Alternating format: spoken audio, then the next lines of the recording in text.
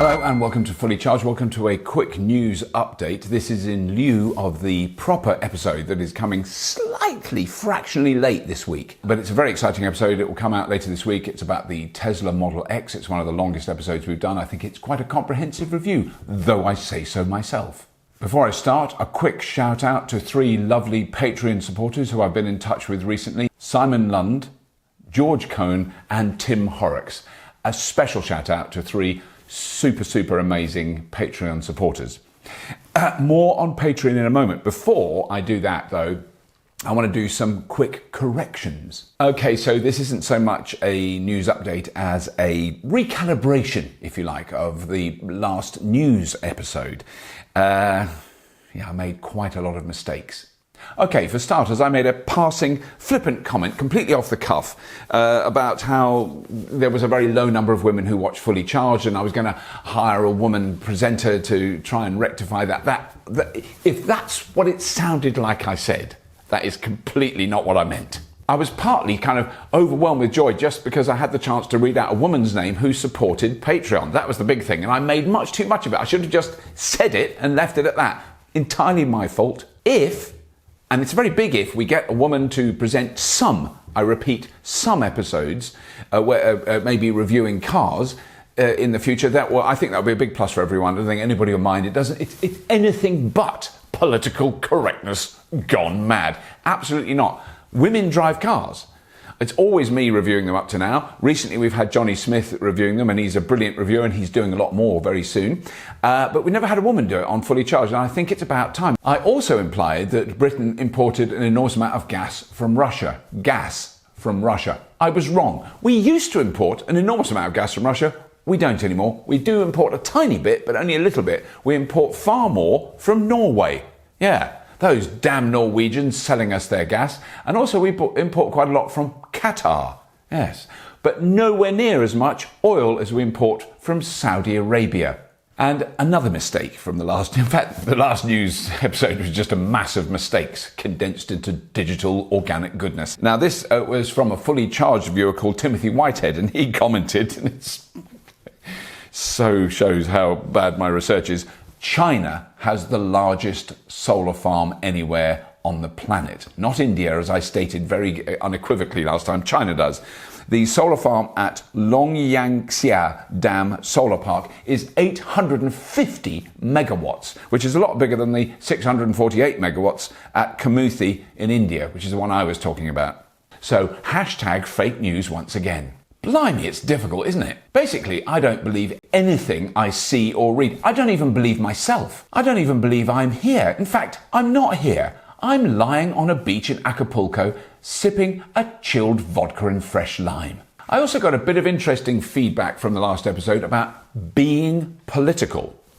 I'm never quite sure what being political really means. I know in this particular instance it was because I had made some references to the President of the United States. So I had a few comments in the last episode from Americans who voted for Donald Trump, but also drive electric cars. I'm really pleased they drive electric cars, and I'm even more amazed and pleased that they watch Fully Charged. I mean, it is really difficult. I mean, obviously, there are conservatives who drive electric cars. I know that. I meet them all the time. I've met loads of people who effectively, politically are very conservative, but they're also aware of the impact of fossil fuel vehicles, and they're really into technology, and they're really into electric cars. I mean, generally, I do try.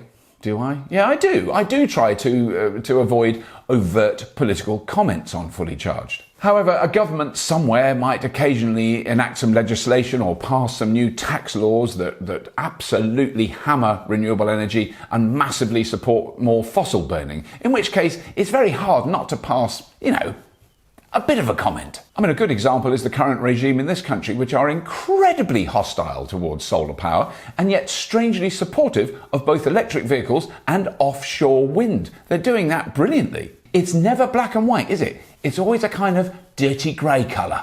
Every roof in this country should have solar panels on it. Every new building should have solar panels installed in a south-facing roof. It's not that hard to do, and it makes an enormous difference. So anyway, I'll try not to be offensively political about any story unless it is 100% relevant to the subject matter that Fully Charged looks at. Now, here's a brilliant story that caught my eye.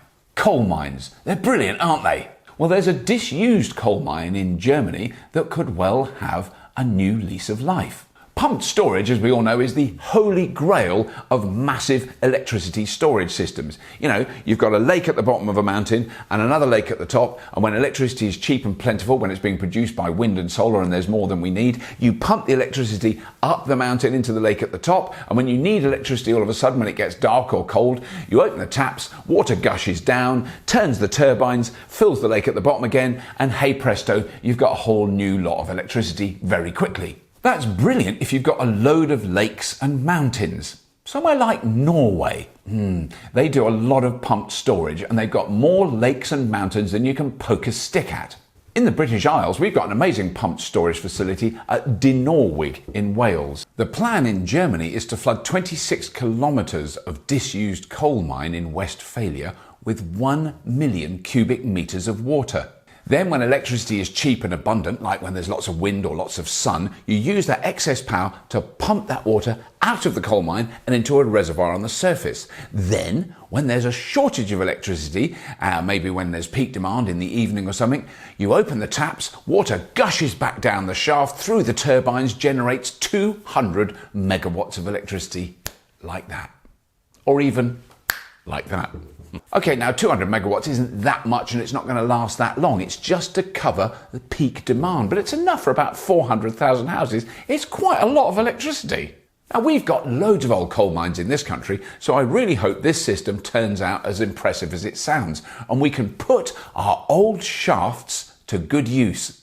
Now, Patreon shout-outs. Oh dear. There I was about a year ago without a care in the world, started a Patreon account, didn't really think about it, thought maybe a few people would donate $2 a month, and that would be nice and it might help the ever-increasing costs of producing Fully Charged. I also thought, maybe, 2 or 3 or maybe even 10 people might donate $10 a month or more and I can read their names out at the end of a news episode or something like that. It'd be easy.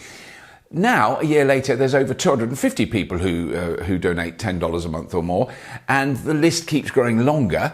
And so A, it's really hard to keep up with the number of people, and B, the list keeps changing because some people's cards are declined, new people are added, and the list is really complicated, and I'm not sure exactly what it is. And if I was a really well-organized person, I'd have a spreadsheet that constantly updated itself automatically, or if I was a young person, I'd have created an app that would have done it for me. It would have been automatic. It would just be on my phone, constant updates. Here's your list. These are the people you've already mentioned. These are the people you haven't mentioned yet. I'm not quite that well organised. So please forgive me if I haven't called your name out and you do donate $10 or more a month. I will get round to it eventually, I promise. It's just going to take a little bit longer than I originally envisaged. So here are a few more people who donate $10 a month or more on Patreon to support Fully Charged, for which we are really genuinely very grateful. None of this would be possible without you doing that. And the episodes that we've already recorded are looking amazing, that we're cutting together at the moment, and the new episodes that we're about to shoot in the next couple of weeks. Some really proper, dramatic, noisy, electric stuff is coming to Fully Charged soon. Anyway, thank you to the following: Graham MacDonald, Mark Moloko, Bruce Pearson, Luke Richards, Val van der Schegen, Paul Matchen, Seri Williams, Alex Curtis, Ryan Ross, Frederick Carno, Andy Scheibel, Steve Cooney, Ron Davis, James Coates, Michael Gill, Michael Carter, Vishnu Nair, James Knight, Glyn Davis, and David Wright. And as always, if you've got this far, seriously, thank you for watching.